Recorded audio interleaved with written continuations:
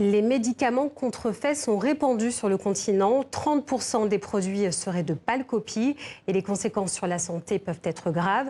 Comment lutter contre les trafics de faux médicaments? C'est la question de votre rubrique, on en parle.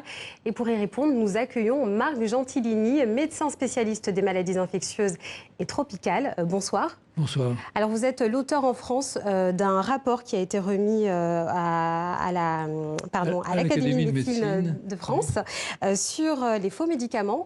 Première question, qu'est-ce qu'un faux médicament? Un faux médicament, c'est un médicament dont la partie active est surdosée, ou bien sous-dosée, ou bien qui s'accompagne d'un excipient toxique. On a vu par exemple des sirops accompagnés d'huile frelatée. Et c'est toxique pour les enfants en particulier, bien sûr.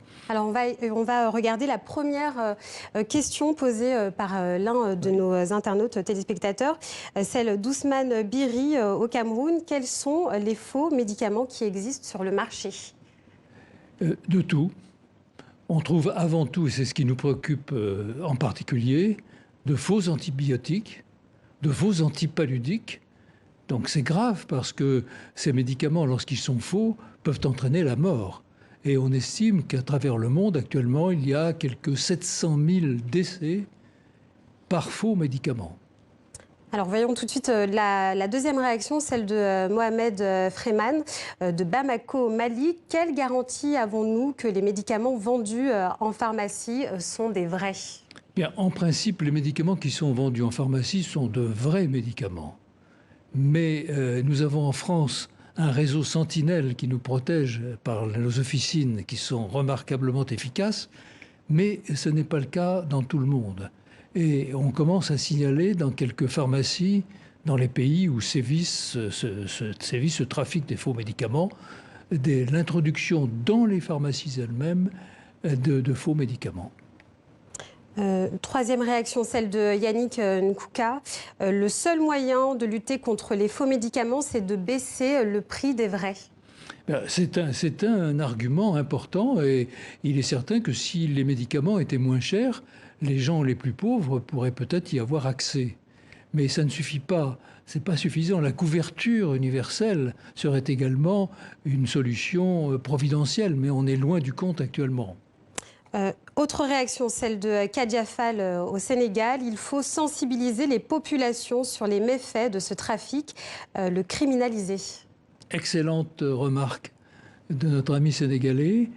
C'est vraiment l'opinion publique qu'il faut sensibiliser.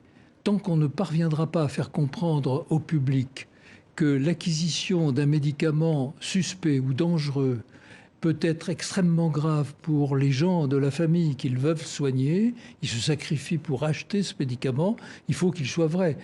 Le faux médicament, c'est un double crime. C'est un crime sanitaire parce que c'est un faux médicament et c'est un crime social parce que ce faux médicament est offert aux populations les plus pauvres.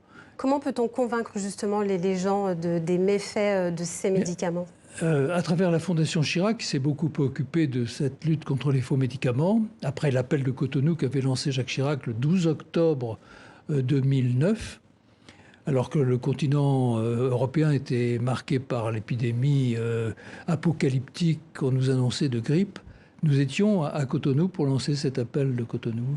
Et c'est ça qui est important, c'est sensibiliser l'opinion publique, faire comprendre que le médicament de la rue tue. Et que le médicament sur Internet, on ne l'achète pas parce que le médicament n'est pas une marchandise comme une autre et qu'il ne faut pas banaliser ce produit. Alors, Kadia Fall nous parlait du coup de criminaliser. Comment on peut sanctionner du coup? Alors, c'est également une bonne remarque. Il y a eu, à partir de 2010, la proposition du Conseil de l'Europe, pas de l'Union européenne, du Conseil de l'Europe. C'était signé à Moscou. Et ce Conseil de l'Europe a proposé la convention Medicrime, c'est-à-dire qu'au lieu de faire du trafic de faux médicaments un délit, faisait de ce trafic un crime. Et c'est la criminalisation qui permet de prévoir des sanctions plus rudes, à la fois d'ordre pénal et d'autre pécunier, contre les trafiquants. Vous savez, les trafiquants, leur terrain de jeu favori, c'est l'Afrique, parce que c'est là où il y a le plus de gens pauvres et que c'est les gens pauvres qui sont visés par les faux médicaments. Alors on va regarder tout de suite une nouvelle réaction, celle de Géry Ronald Silutoni. La clé, c'est la lutte contre la corruption, tous azimuts, les douanes, les institutions, le contrôle de qualité, la police, l'administration, l'État. Oui, le mot-clé dans tout ça, c'est corruption. La corruption, elle existe à tous les niveaux, et tout à fait en bas et tout à fait en haut. Et il ne faut pas avoir peur de lutter contre la corruption et de la dénoncer. Et il faut qu'il y ait une mobilisation générale, à la fois des pouvoirs publics. Et l'appel de Cotonou que j'évoquais il y a un instant, c'était l'appel aux responsables politiques. Et nous savons maintenant que les chefs d'État africains ont pris conscience du drame des faux médicaments pour leur population et que, incontestablement, moi je vois un progrès dans ce domaine partout. J'ai eu des rapports avec un certain nombre d'entre eux. Je suis allé leur dire combien c'était important et beaucoup ont signé la Convention Médicrime et d'autres ont mis au point des techniques, des brigades anti-corruption et anti-faux médicaments. Alors vous parlez des progrès qui ont été faits, vous parlez aussi là tout de suite des chefs d'État, mais d'où vient finalement la faille? Est-ce que c'est au niveau des douanes, de l'administration? D'où viennent les faux médicaments?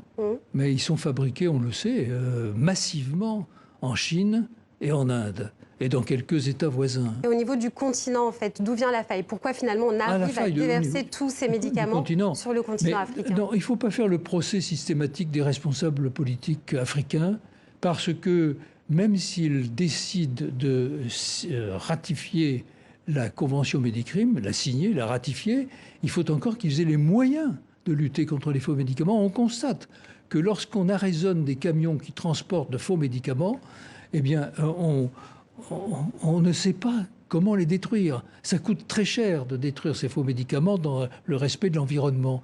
Et il faut donc que les moyens soient donnés aux États qui luttent honnêtement contre les faux médicaments et qu'on ne se limite pas à condamner ce qui est fait ou ce qui n'est pas fait. Alors, Elche Oloba a également réagi sur notre page Facebook. Il est de Brazzaville.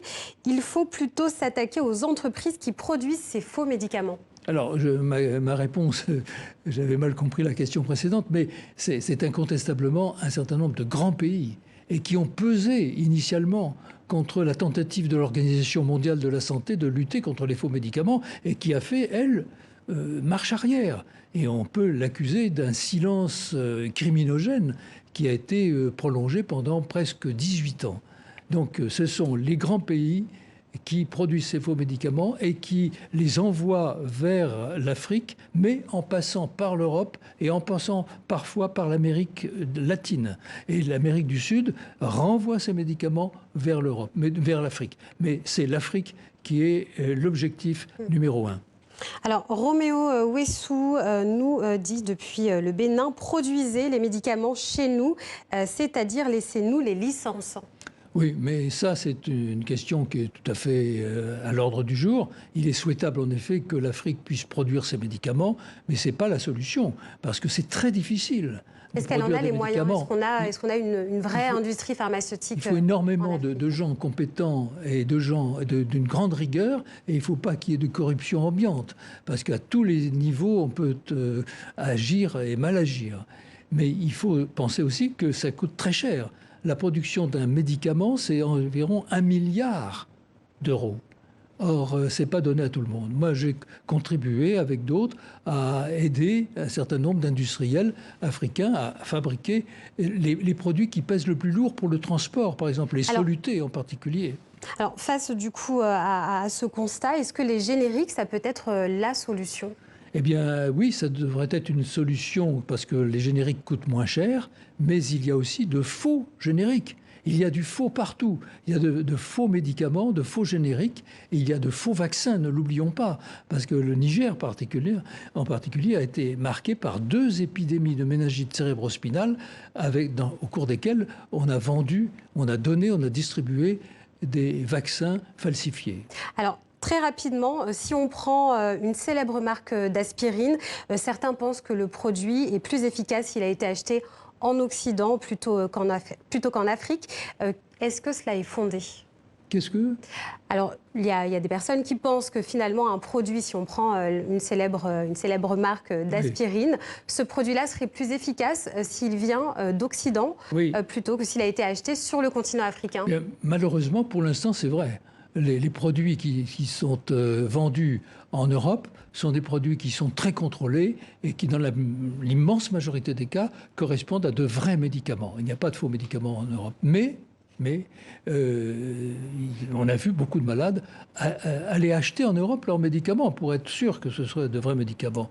Mais il faut absolument qu'il y ait de vrais médicaments en Afrique. C'est ça notre combat. Merci beaucoup, monsieur Gentilini. Je rappelle que vous êtes médecin spécialiste des maladies infectieuses et tropicales.